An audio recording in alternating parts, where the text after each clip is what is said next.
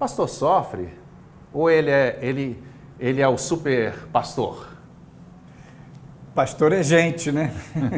E gente sofre.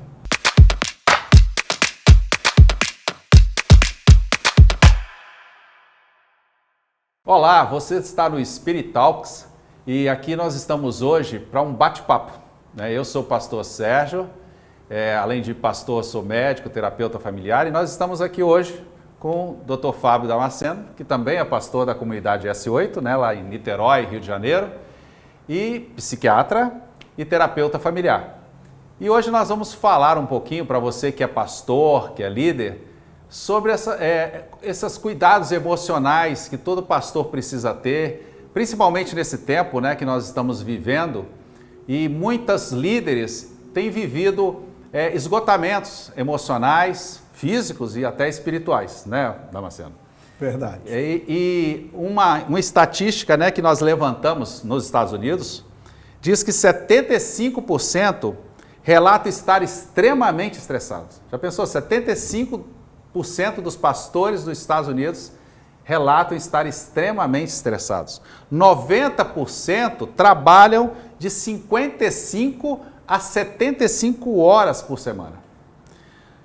90% se sente fadigados e exaustos no fim de cada semana. Ou seja, quando ele vai começar o culto, ele já está estressadíssimo. 70% afirmam não serem suficientemente pagos para realizar o seu trabalho. 40% relatam sérios conflitos e tensões com alguns membros da congregação, ao menos uma vez por dia. Então a gente começa a ver elevados níveis de estresse, pessoas que acabam indo para depressão, e uma ira interna muito grande. E aí fica a questão, e com a pandemia, eu acredito que isso até intensificou mais, já que não só tem que lidar com os membros, aconselhar, as questões próprias da administração da igreja, a própria família. E aí vem uma pergunta, pastor. Pastor sofre ou ele é o super pastor? Pastor é gente, né? E gente sofre. Não é fácil. O que eu acho que esse estado de coisa, de dificuldade no manejo da rotina, da agenda do líder, já é um estado antigo. Isso não vem de agora. Sim, não é a pandemia. Exatamente. Então, o que ocorre? Com a pandemia, houve um incremento no estresse geral e, obviamente, o pastor, como líder, ele sofre uma pressão diferenciada, digamos. E aí, isso vai para o limite. O pastor sofre, precisa se dar conta disso, precisa se dar conta de que é gente e que tem limites e que tem que aprender a respeitar o próprio corpo, o seu biorritmo, a sua saúde. Tem uma fantasia, todos nós temos fantasias, eu diria uma fantasia onipotente, que é assim: o Senhor Deus é o meu Pai e o meu Pai é o Todo-Poderoso. E se eu sou filho dele e estou a serviço dele, então ele vai disponibilizar esse poder interminável. Mas não é assim que funciona, Porque ele sabe que nós temos limites, e o próprio Jesus se dava conta disso. Tem uma passagem interessante no Evangelho de Marcos, em que os discípulos tinham ido proclamar, levar a palavra, e quando eles voltaram, estavam muito cansados. E Jesus saiu com eles para um lugar à parte. Imagino que isso tenha acontecido outras vezes, mas ali é registrado porque a multidão foi atrás e acabou havendo a multiplicação dos pães. Mas quantas vezes Jesus nos notou e falou: vamos fazer uma pausa aqui, vamos nos recolher, vamos desacelerar, pastor sofre e precisa aprender a administrar as suas pautas, a sua agenda, o seu ritmo de vida. Precisa aprender a investir na igreja, no ministério e na família. E saber regular isso. E nele mesmo, né? E nele mesmo. Porque às vezes ou você foca na igreja, ou foca na família e esquece de si, né? E acaba tendo isso tudo. Tem uma síndrome que tem sido muito falada, né? Que é a síndrome de burnout, que nada mais é que um esgotamento, né, de tudo, e que isso tem atingido muitos pastores, que tem levado a esse ponto, né? Fala um pouquinho sobre isso pra gente. Então, o cansaço que acumula, né, as pessoas... Imagina que seu cérebro, ele tem uma economia. Ele recarrega as baterias e gasta, recarrega e gasta.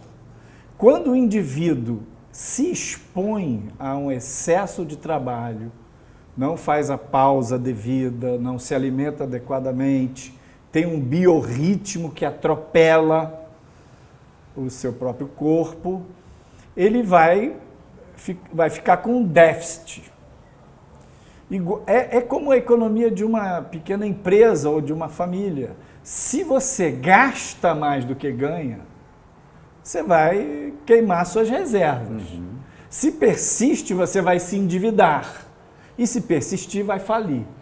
O burnout é isso. É uma síndrome de esgotamento, de cansaço extremo, em que a pessoa fica com uma irritabilidade exagerada. Então, o seu pavio normalmente tem um limiar. Esse limiar baixa, o pavio fica curtíssimo. Então, responde, fala de uma maneira irritadiça, não quer atender pessoas, não quer ouvir pessoas, fica com cansaço de lidar com gente.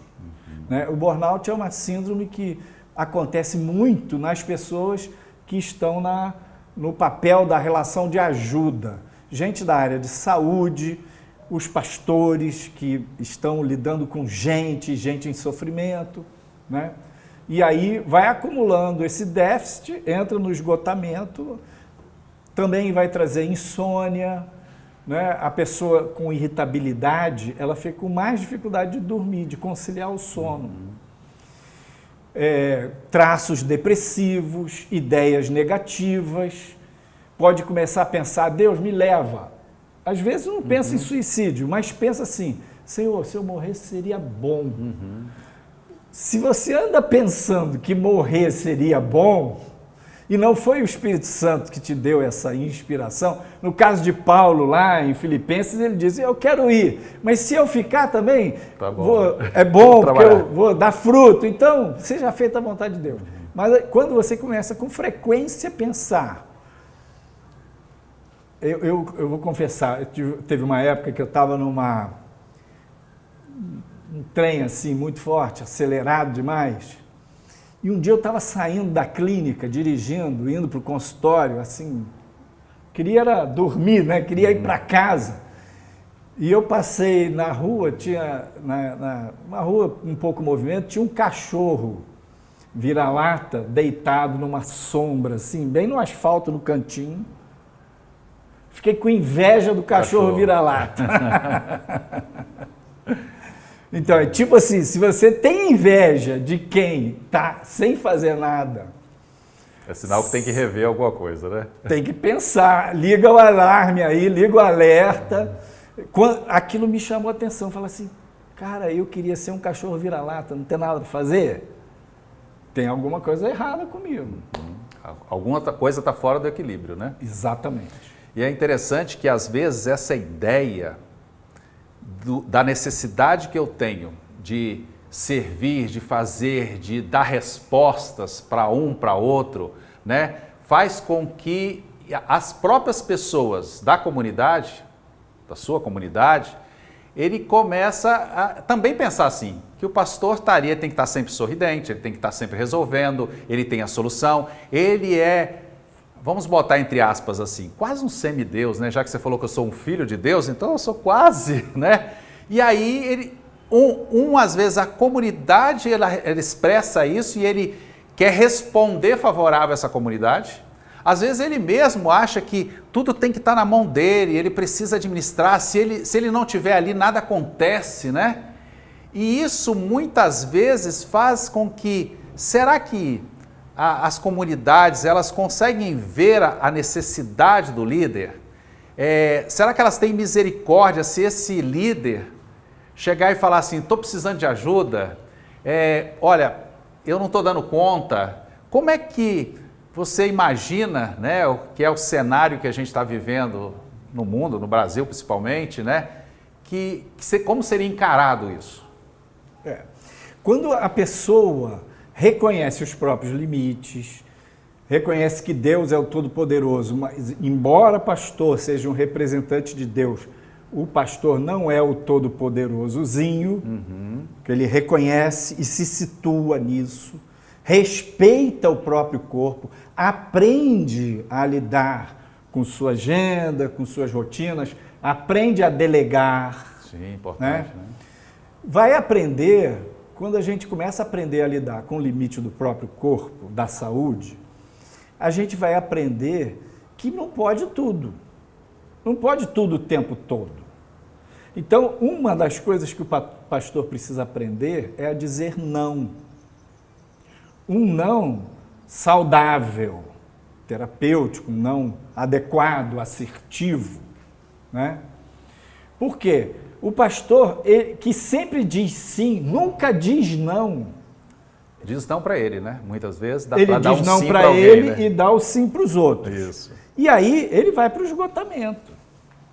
Ele vai perder a linha, né? Então precisa aprender a delegar, precisa aprender a dizer não, precisa aprender a dizer o não para ele no sentido da sua compulsão de fazer, a necessidade de fazer.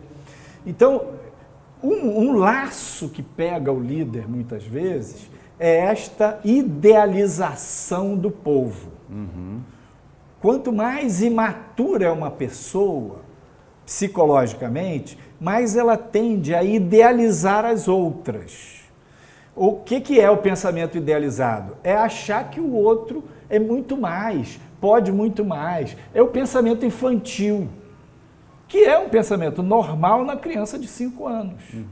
Né? A criança não tem noção de que pai e mãe têm limite. Né? Me lembro minha filha, ela disse assim para mim, ô pai, compra alguma coisa para mim, eu não sei nem o que era. Mas eu tinha uns 6 anos, assim. Eu disse para ela, olha, eu não estou podendo, estou sem dinheiro. Ela falou assim, então passa cheque. Aí eu estava naquela época com a conta no negativo. Como é que eu ia explicar para uma criança de 6 anos o que é negativo positivo? Eu falei assim, mas eu estou sem cheque. Ela vai no banco e pega mais. Então, o pensamento infantil é esse pensamento que tudo pode. É um tipo de fé que não é a fé genuína que opera os milagres. É uma fantasia.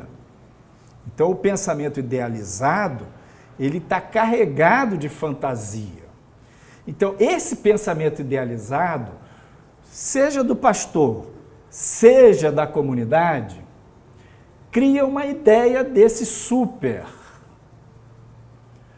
Veja, na Bíblia a gente tem um exemplo, no livro de Atos, em que Paulo vai pregar o evangelho em Listra, e lá Deus usa ele para curar um coxo. E a coisa é tão maravilhosa que a multidão fica alucinada, né, dizendo, os deuses desceram até nós. E aí eles se reúnem, os sacerdotes lá, para sacrificar touros para Paulo, e chama um de Apolo, outro de Zeus, sei lá. E aí eles, com muito custo, conseguem aplacar a multidão, acalmar a multidão e impedir que eles sacrifiquem touros em homenagem a eles. Aquela mesma multidão ficou frustrada. E veio de uma outra cidade que Paulo tinha pregado antes, uns judeus que estavam furiosos com a pregação do evangelho ali na Ásia Menor, e incitou essa mesma multidão. Então, aqueles que iriam adorar Paulo foram parte deles, daquele grupo, também os que apedrejaram Paulo. Acabaram apedrejando e pensaram que ele tinha morrido. Então, veja bem, se você permite que o pedestal fique muito alto, seja por uma idealização própria, seja pela idealização de terceiros, o risco da queda também é muito alto. Então, quando o pastor se humaniza, reconhece que é gente, que tem seus limites, aprende a se respeitar, o seu tempo com a família, o seu tempo para cuidar da própria saúde. Imagina que no nosso dia a dia a gente tem uma equação com 3 variáveis: trabalho, descanso e lazer. E a gente precisa aprender a descansar, a se distrair e a trabalhar. Trabalhar duro, servir a Deus, reino em primeiro lugar, maravilha, mas tem que ter pausa para recarregar a bateria. Maravilha. Senão pifa. E aí a gente já pode até já começando a falar um pouquinho, né? Já falamos até algumas coisas sobre prevenção, algumas que já estão sendo faladas, né? E essa coisa também do líder, muitas vezes, não tem com quem ele falar, com quem ele desabafar, né? Então, muitos líderes, eles não encontram, porque ele vai falar com a comunidade.